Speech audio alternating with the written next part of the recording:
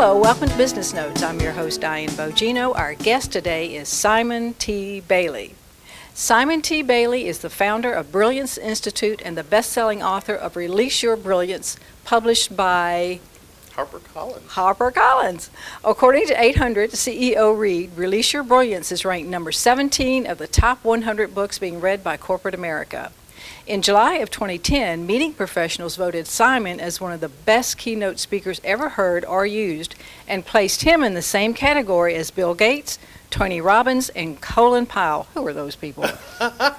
As a thought leader for Fortune 1000 companies such as Dell, Microsoft, Procter & Gamble, and Executive Women, Simon delivers a personal tool chest of actionable strategies to maneuver the business marketplace, if I could talk today, and inspire people to grow personally and professionally. The results of Simon's work is simple. People either fire themselves or get fired up with sound strategy. Buckle up and let's meet our guest today, Simon T. Bailey. Simon, thank you for being with us today. Now, what should small businesses do today to stay relevant in such a global economy as we have? Yeah, small businesses should right now, number one, shop their business. In other words, live their business through the eyes of their customer. So literally buy their product, call in, go in, experience it, because there are touch points in every experience, and as you evaluate each touch point, you might see an opportunity to improve. So that's number one.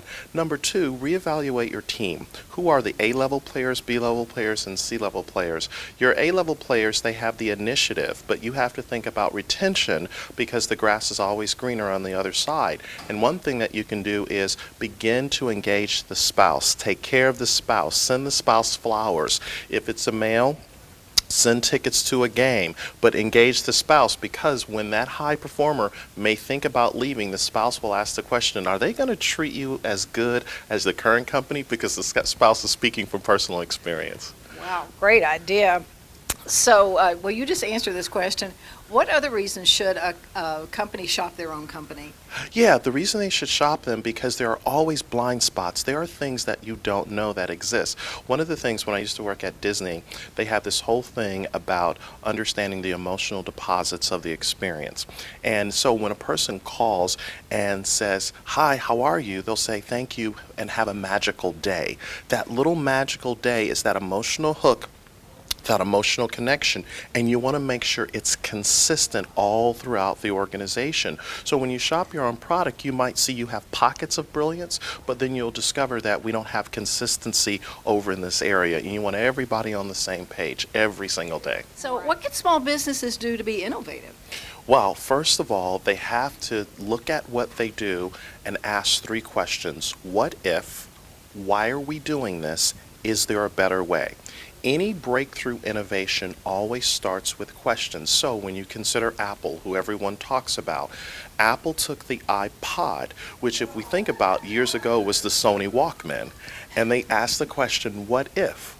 How can we make it better? So if you want to think about innovation at a small business level, how can we make something better? Or how can we add a little twist? When you think about eBay, who's been out for a number of years, all of a sudden you have a Groupon who says, how do we create a breakthrough strategy? So they took the whole eBay, being able to go and shop and buy things, and say, wait a minute, what if we give people daily deals? So they took a little twist by saying, is there a better way? What if? Why are we doing this? That's where innovation starts. How can a small business person be a game changer within their own industry? Well, in any industry, you have to think about who are the top 20% in that industry. They are the people that are shaping the conversation. So you have to think about, how do I build a relationship with the top 20% who's shaping where the industry is going? And how do I begin to learn right now where they are, where they're going, what they're doing? Right now, one of the things you have to think about is there's a whole talk about the BRIC nations, Brazil, Russia, India, and China, and Africa. All of the economists and VC companies are saying these emerging countries is where the action is going to be. In fact, the IMF, the International Monetary Fund, has just come out and said that China will be a superpower by 2016. Originally, it was supposed to be 2020. Now, why is that important? That's within the next 5 years. So organizations have to say, if we're going to be a game changer, who in our field is already thinking globally but acting locally? And how do we get connected on where the conversation is going instead of being on the receiving end of change and being shaped by the conversation? So who's the top 20%? Then the other question you have to ask is, what in my field can I do that will be a point of differentiation? Because in the future, you will be paid for the problems you solve and the solutions you find, not just the product or service you offer. So what's that little twist that you can bring to the marketplace that people are like, whoa, that's different?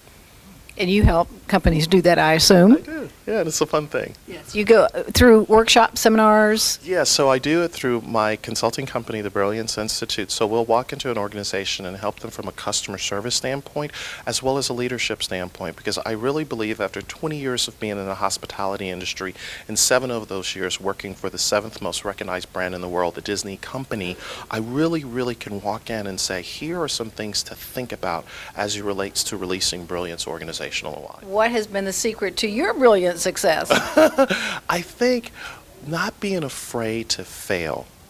So many entrepreneurs are afraid to fail, and one of the things I'm encouraging people to do is to fail faster. And when you fail faster, you step back and say, what did I learn? How did I grow? And then also, I think the other secret to our success is releasing the need to be right. When you release the need to be right, you open yourself up to a bigger conversation. Tell me, what are the 3 most important things you did learn while you were working in middle management at Disney? Wow. Number 1, hire for attitude, train for success. Training does not fix what human resources doesn't catch. That's number 1, absolutely important. Number 2, always plus up the experience. So let me tell you a quick little story. In the movie Lion King, when it first came out, that was hand-drawn by animators, the whole movie. And there was a scene at the beginning of the movie when Simba is kind of held up and Simba sneezes.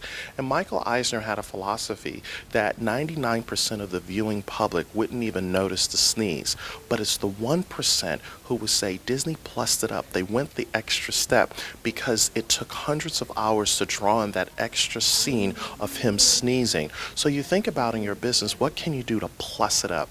And then the third thing is, go into an industry and be a game changer. Don't settle for status quo. So when Disney entered into the cruise line business, they literally raised the bar for the entire cruise industry. They didn't lower their prices. They said, we're going to do what we do really well on land, we're going to do it on water, and we're going to kick it up a notch, to borrow a line from Emerald, and we're going to make it a first-class experience. So don't go cheap. Cheap is the arch enemy of brilliance. Make the investment because it pays off long term. I know that you're a man of faith, and where does faith fit into business? Wow. You know what? Without God, I would be nothing. Without God, I would fail.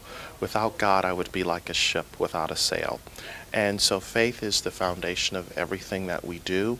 And I think it's probably the greatest time for those who are entrepreneurs to say, how do I take what I believe into the marketplace and, number 1, generate results, but number 2, make a difference for the kingdom of God.